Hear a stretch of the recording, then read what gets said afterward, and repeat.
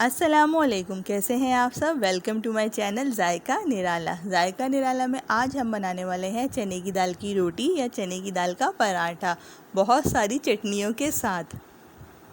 Recipe start करने से पहले अगर आप लोगों ने मेरा चैनल सब्सक्राइब नहीं किया है तो काइंडली मेरा चैनल सब्सक्राइब कर दीजिए और वीडियो पसंद आए तो उसे लाइक एंड शेयर ज़रूर कीजिएगा।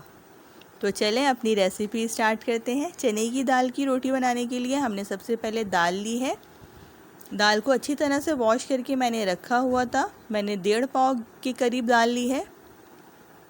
वॉश करने के बाद मैंने इसे प्रेशर कुकर में डाल दिया है। मैं दाल को प्रेशर कुकर में गलाऊंगी। उसके बाद मैंने 9 से 10 जवे इसमें लहसुन के डाल दिए हैं। आप लोग चाहें तो लहसुन का पेस्ट भी डाल सकते हैं। अब 3 टीस्पून मैंने लाल कुटी हुई मिर्चें इसमें शामिल की हैं। गरम मसाला 2 टेबल स्पून,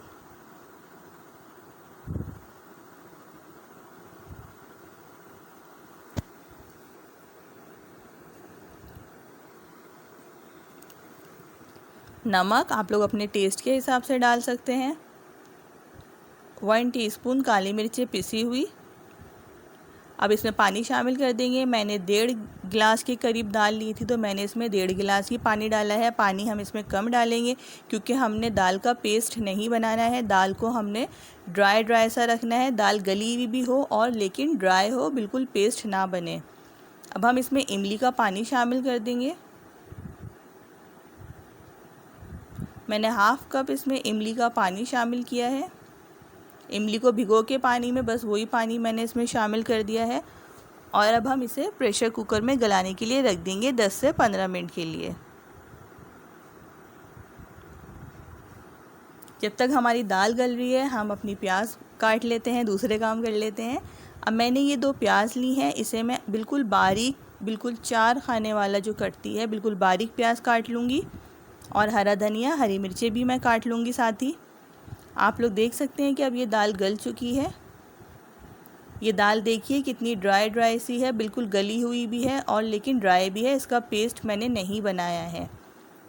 अब इस दाल को मैं चॉपर में निकाल लूँगी ताकि बिल्कुल ये फाइनली चॉप्ड हो जाए दाल। अब मैंने दाल को चॉपर में निकालने के बाद इसमें प्याज, हरा धनिया और हरी मिर्चें शामिल कर दी हैं। चॉपर में दाल इसलिए निकाली है ताकि दाल बिल्कुल बारीक हो जाए और रोटी बेलते वक्त हमारे पराठे फटे ना। अब मैंने ये फ़ाइन आटा लिया था। फ़ाइन आटा लेके मैंने उसमें सिर्फ नमक डाल के बिल्कुल उसे आटे की तरह डो तैयार कर ली है। बस आटा मैंने थोड़ा हार्ड सा गूँधा था। इसकी डो हमने हार्ड सी तैयार करनी है, इसकी डो सॉफ्ट ना हो। और उसके बाद मैंने ये छोटे से पेड़े बना लिए हैं। जितना मैं रोटी का पेड़ा लेती हूँ उससे मैंने हाफ़ छोटा पेड़ा लिया है क्योंकि पराठे हम डबल पेड़े के बनाएंगे।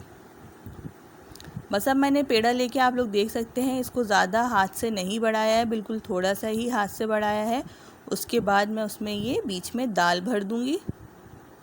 ये देखिए दाल हमने बहुत सारी रखनी है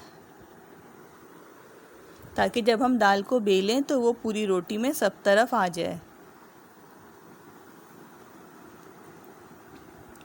अच्छी तरह से दाल रखेंगे। उसके बाद बस अब इसे हम कवर कर देंगे दूसरे उससे पेड़े से।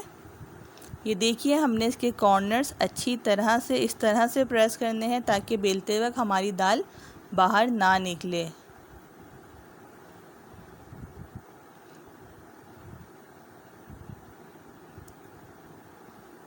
अब ये करने के बाद हम इसे अच्छी तरह से हाथ से बढ़ाएंगे थोड़ा बहुत। उसके बाद हम बेलन से इसको बढ़ा लेंगे।